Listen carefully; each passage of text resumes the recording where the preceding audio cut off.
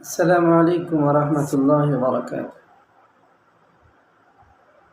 الحمد لله رب العالمين، الصلاة والسلام على سيد الأنبياء والمرسلين.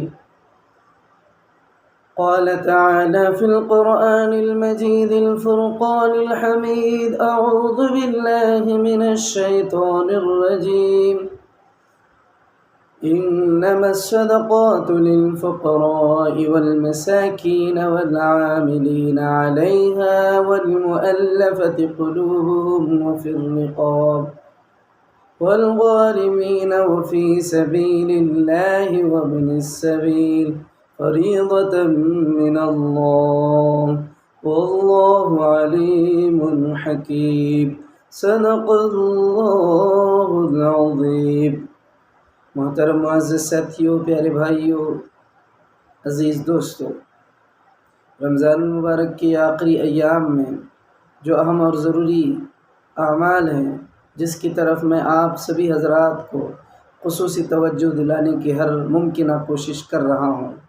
میرے معزز ساتھیوں، اللہ تبارک و تعالی دنیا کے اندر بے شمار نعمتوں سے ہمیں نوازا ہے، اور ایسے تندرستی کی نعمت، عزت کی نعمت، اور اسی طرح علم کی نعمت، فراغ دلی کی نعمت، رزق کی نعمت، خوشحالی کی نعمت، اور رشتہ داری کی نعمت، بھائی چارگی اور رشتہ داروں میں محبت کی نعمت، اچھی فیملی کی نعمت، یہ ساری نعمتیں جو اللہ تبارک و تعالیٰ کی اگر ہم گنتے چلے جائیں تو اتنی نعمتیں ہوں گی جس کی کوئی انتہا نہیں ہوگی. یعنی بے شمار نعمتیں جو اللہ تبارک و تعالی ہمیں اپنی نوازشوں کے ذریعے سے، اپنی مہربانیوں کے ذریعے سے ہمیں عطا فرمایا ہے.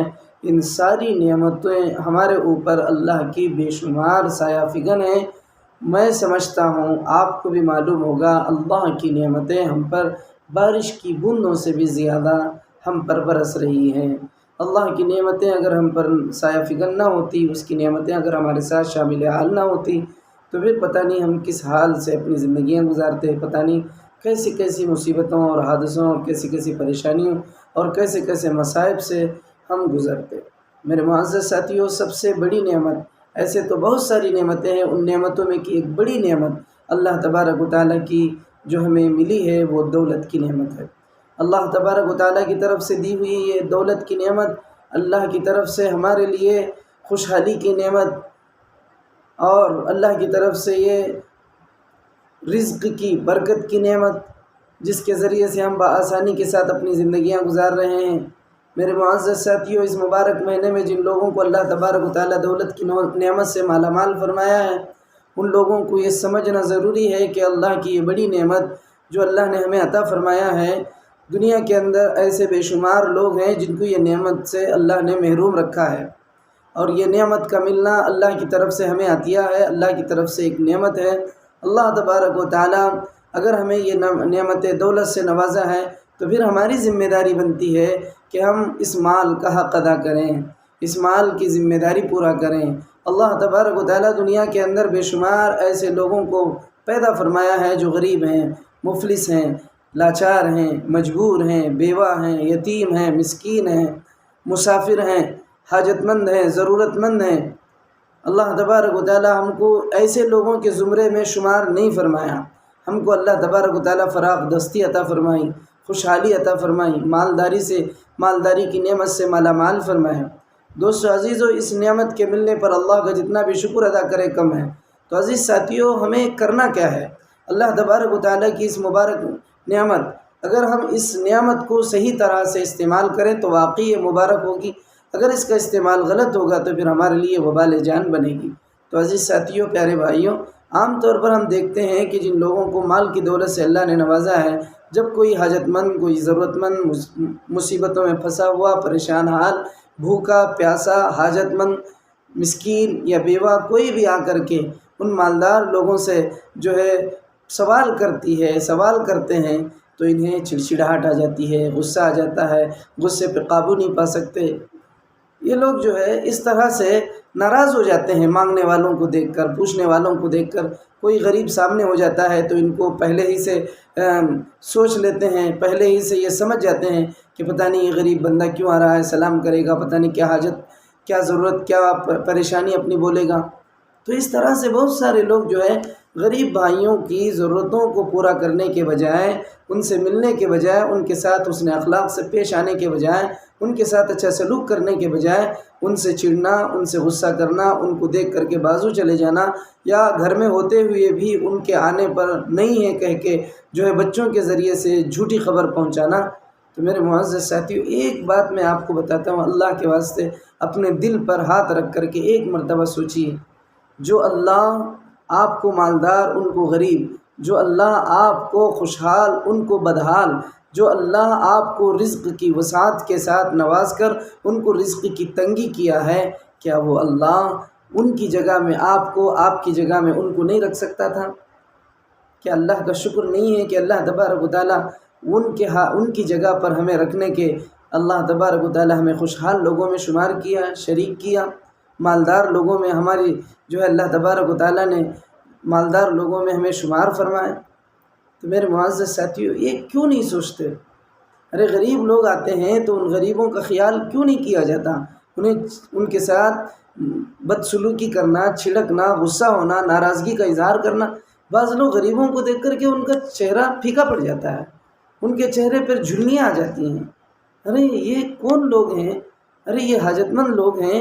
اللہ تبارک و تعالیٰ بجائے آپ کو ان کی جگہ رکھنے کے، آپ کو اللہ آپ کی جگہ رکھا ہے، تو کیا اس کے شکرانے میں ان کے ساتھ اچھا سلوک نہیں کر سکتے؟ آپ کا ہاتھ بجائے اس طرح سے نیچے رہنے کے، اللہ نے آپ کے ہاتھ کو اوپر کیا، تو یہ کیا اللہ کی طرف سے آپ کو شکرانہ ادا کرنا، اللہ کی اس نعمت کی قدردانی اور اللہ کی اس عطیہ کے لحاظ کرتے ہوئے کیا آپ ان غریبوں کا لحاظ نہیں کر سکتے؟ سوچو میرے بھائیو، اللہ کا واسطہ غریبوں سے چڑنا، جھڑکنا۔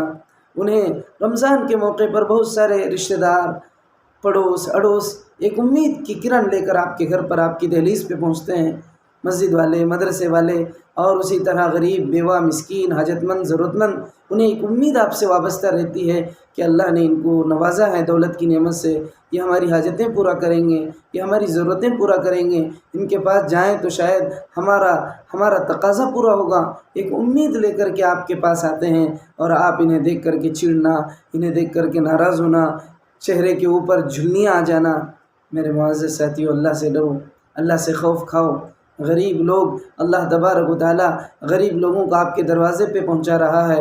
غریب لوگ ایک امید لے کر کے آپ کے پاس پہنچ رہے ہیں، آپ کے شاپ کے پاس، آپ کے آفس کے پاس، آپ کی دکان کے پاس پہنچ رہے ہیں۔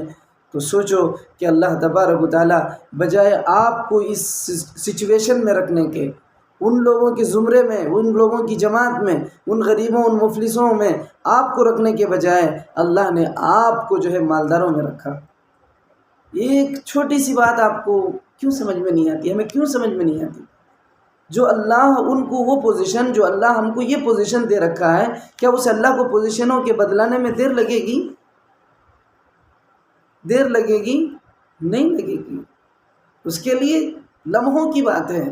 کتنے ایسے مالدار جو اپنی دولت پر ناز کرتے تھے، فخر کرتے تھے، گھمنڈ کرتے تھے، ان کے پاس قسم قسم کے کار تھے، جو بھی مارکیٹ میں نئی کار آتی تھی پہلے شو روم سے ان کے گھر پہنچتی تھی۔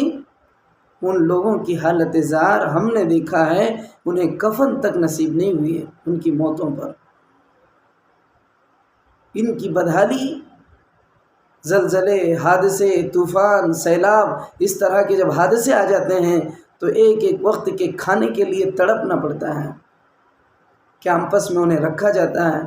جن کے گھروں میں سووں لوگ کام کرتے تھے، جن کی فیکٹریوں میں ہزاروں لوگ کام کرتے تھے، آج وہ کیمپسوں میں پڑھ کر کے ایک ایک لقمے کے لیے تڑپتے ترستے ہوئے آپ نے نہیں دیکھا دنیا میں؟ پھر اللہ سے کیوں نہیں ڈرتے؟ پھر غریبوں سے کیوں چڑھتے؟ پھر غریب کے آنے پر کیوں منہ پھیر لیتے؟ کیوں آپ کے چہرے پر جھرنی آ جاتی؟